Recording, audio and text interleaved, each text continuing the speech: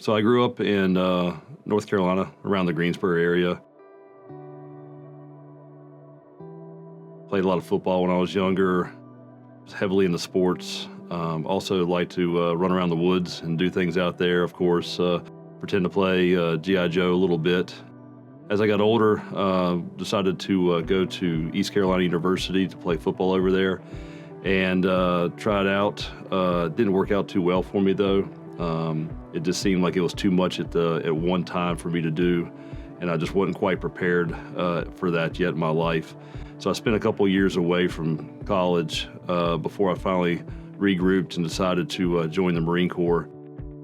This is about 2000 I decided to join, so right before 9/11 happened, right before shock and awe.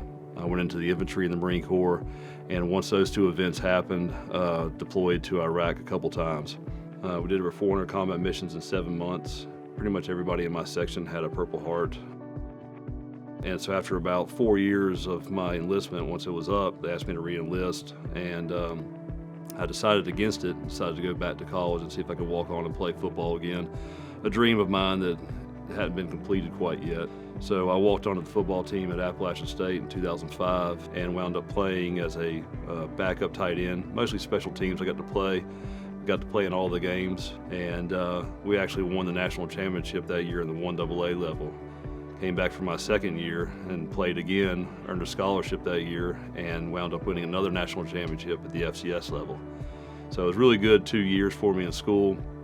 Really enjoyed playing again and making that dream come true, and decided to continue with my education there, and I finished up with a degree in criminal justice. When I got done with school, decided to go and become a law enforcement officer around the Greensboro area, which is basically where I grew up, and became a deputy there for 5 years. After about 9 years of serving my country, both the community and my country, I decided to give it a little rest and try something different. I ran into a guy who had flown for the airlines for 30 years, and he said something about flying, and I thought, well, I never tried that. And he says, well, why don't you? And didn't really have a good response to it, so I decided to give it a try, and went through and got all my different licenses and certificates, and decided to start flying.